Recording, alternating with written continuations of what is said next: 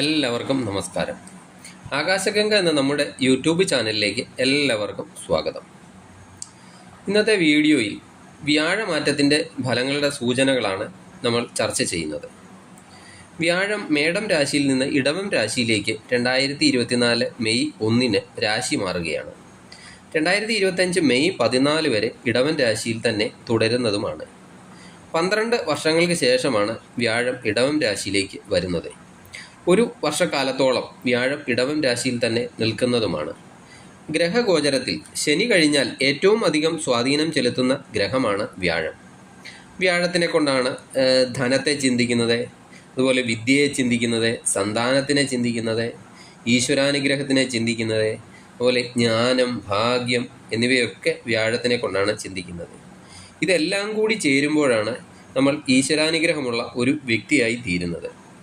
ഈശ്വരാനുഗ്രഹത്തോടൊക്കെ കൂടി മുന്നോട്ട് പോകുമ്പോഴാണ് നമ്മൾ ഐശ്വര്യമൊക്കെ ഉള്ളവരായി തീരുന്നത്. ഈ വ്യാഴഗ്രഹത്തിൻ്റെ രാശിമാറ്റം മൂലം ഓരോ രാശിക്കാർക്കും ചാരവശാൽ എന്തൊക്കെ ഗുണദോഷങ്ങളാണ് ഉണ്ടാകുന്നത് എന്നതിനെപ്പറ്റിയാണ് നമ്മൾ ഈ വീഡിയോയിലൂടെ ചർച്ച ചെയ്യുന്നത്.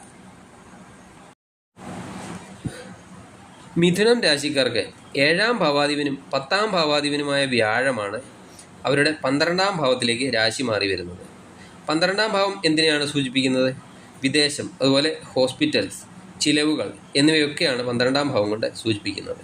വ്യാഴം അവിടെ നിന്നുകൊണ്ട് 8ാം ഭാവം, 6ാം ഭാവം, 4ാം ഭാവം എന്നീ ഭാവങ്ങളിലേക്ക് ദൃഷ്ടിയും ചെയ്യുന്നുണ്ട്. വ്യാഴം 10ാം ഭാവാധിപനായ വ്യാഴം 12ൽ നിൽക്കുന്നത് ജോലിയിലൊക്കെ മാറ്റങ്ങൾ ഉണ്ടാക്കും. ഇപ്പോൾ ചെയ്യുന്ന ജോലിയിൽ ഒരു വർഷത്തിനകം എന്തെങ്കിലുമൊക്കെ മാറ്റങ്ങൾ ഉണ്ടാകാൻ സാധ്യതയുണ്ട്. അതുപോലെ വിദേശത്തൊക്കെ ജോലി ചെയ്യുന്നവരോ, വിദേശത്ത് സ്ഥിരതാമസമാക്കിയവരോ, അല്ലെങ്കിൽ വിദേശത്തൊക്കെ പോകാൻ ആഗ്രഹിക്കുന്നവർക്കോ ഒക്കെ ഈ രാശിമാറ്റം വളരെയധികം ഗുണകരമാണ്. അതുപോലെ ജോലി ആവശ്യങ്ങൾക്കായും വിദേശത്തൊക്കെ പോകാനുള്ള യോഗം ഉണ്ടാകുന്നതാണ്. അത് കുറച്ച് നാളത്തേക്കോ അല്ലെങ്കിൽ കൂടുതൽ നാളത്തേക്കോ ഒക്കെ ആകാം.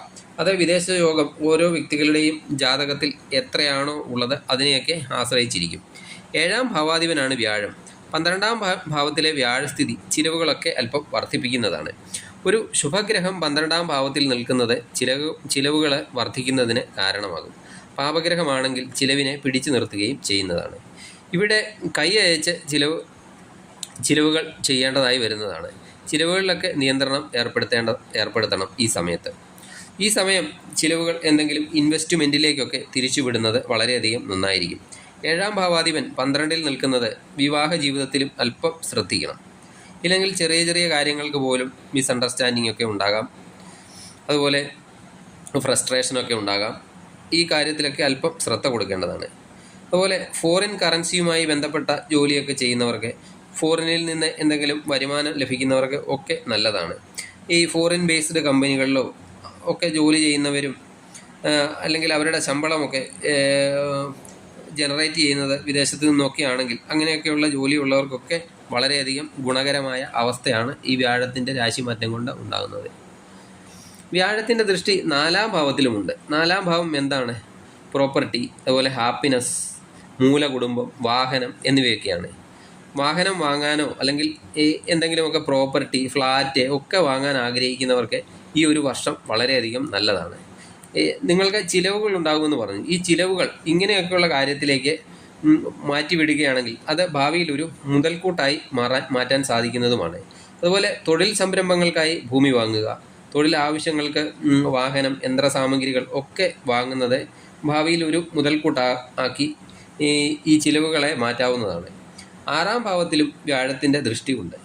6ാം ഭാവവും അപ്പോൾ ആക്ടിവേറ്റ് ആകും. എന്നാൽ ശത്രുക്കൾ വർദ്ധിക്കും 6ാം ഭാവം ആക്ടിവേറ്റ് ആകുന്നതോടുകൂടി.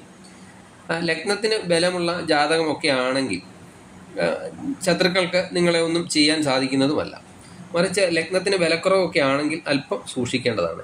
അതുപോലെ മറ്റുള്ളവർക്ക് നിങ്ങളിൽ അസൂയയൊക്കെ ഉണ്ടാകാം. നിങ്ങളെക്കുറിച്ച് അനാവശ്യ വാക്കുകളൊക്കെ മറ്റുള്ളവരോട് പറയാം. ഇങ്ങനെയൊക്കെ സംഭവിക്കാൻ സാധ്യതയുണ്ട്. 8ാം ഭാവത്തിലും 6ാം ഭാവത്തിലുമുള്ള വ്യാഴത്തിൻ്റെ ദൃഷ്ടി രോഗങ്ങളെയൊക്കെ ഉണ്ടാക്കും. ഡയബറ്റീസ്, അതുപോലെ ഭക്ഷണ കാര്യത്തിലൊക്കെ അല്പം ശ്രദ്ധിക്കണം. കൊളസ്ട്രോൾ ലെവലൊക്കെ അല്പം വർദ്ധിക്കും. അതുപോലെ ഫാസ്റ്റ് ഫുഡ് കഴിക്കുന്നവരൊക്കെ ആണെങ്കിൽ അതൊക്കെ അല്പം ശ്രദ്ധിക്കുന്നത് നന്നായിരിക്കും. 8ാം ഭാവത്തിലെ ദൃഷ്ടി, വ്യാഴത്തിൻ്റെ ദൃഷ്ടി ലോൺ എടുക്കാനൊക്കെ ആഗ്രഹിക്കുന്നവർക്ക് വളരെയധികം നല്ലതാണ്. അത് വാഹനത്തിൻ്റെ ലോണോ അല്ലെങ്കിൽ വസ്തു വാങ്ങുന്നതിനുള്ള ലോണോ ഒക്കെ ആകാം. നിങ്ങൾ ഈ ലോണിനൊക്കെ അപേക്ഷിച്ചിട്ടുണ്ടെങ്കിൽ ഈ വർഷം നിങ്ങൾക്കത് ലഭിക്കുന്നതാണ്. പക്ഷേ ഈ കാര്യങ്ങളൊക്കെ അല്പം ചിന്തിച്ച് ചെയ്യണം. ആവശ്യത്തിനാണോ ഞാൻ ലോൺ എടുക്കുന്നത് അതോ അനാവശ്യത്തിനാണോ എന്നൊക്കെ അല്പം ചിന്തിച്ച് ചെയ്യുന്നത് നന്നായിരിക്കും. അതുപോലെ ഉന്നത വിദ്യ ആഗ്രഹിക്കുന്നവർക്ക്, അതുപോലെ റിസർച്ചൊക്കെ ചെയ്യുന്നവർക്ക് ഈ വ്യാഴത്തിൻ്റെ 8-ലെ ദൃഷ്ടി നല്ലതാണ്. കാരണം വ്യാഴം ജ്ഞാനകാരകനാണ്. വ്യാഴം ജ്ഞാനം വർദ്ധിപ്പിക്കുക തന്നെ ചെയ്യുന്നതാണ്. ഇതൊക്കെയാണ് ഈ രാശി മാറ്റത്തിൽ മിഥുനക്കൂറുകാർക്ക് ഉണ്ടാകുന്ന ഫലങ്ങൾ. ഈ വ്യാഴത്തിൻ്റെ ഗുണഫലങ്ങൾ വർദ്ധിക്കുന്നതിന് വേണ്ടി വ്യാഴാഴ്ചകളിൽ വിഷ്ണു ക്ഷേത്ര ദർശനം നടത്തുക, അതുപോലെ ദിവസവും വിഷ്ണു സഹസ്രനാമം ജപിക്കുകയോ അല്ലെങ്കിൽ വിഷ്ണു പാരായണം ചെയ്യുന്നത് കേൾക്കുകയോ ഒക്കെ ചെയ്യുന്നത് കൂടുതൽ ഗുണഫലങ്ങൾ വർദ്ധിപ്പിക്കുന്നതാണ്. നിങ്ങൾക്ക് ഈ വീഡിയോ ഇഷ്ടപ്പെട്ടാൽ ലൈക്ക് ചെയ്യുക, മറ്റുള്ളവരിലേക്ക് ഷെയർ ചെയ്യുക. നന്ദി, നമസ്കാരം.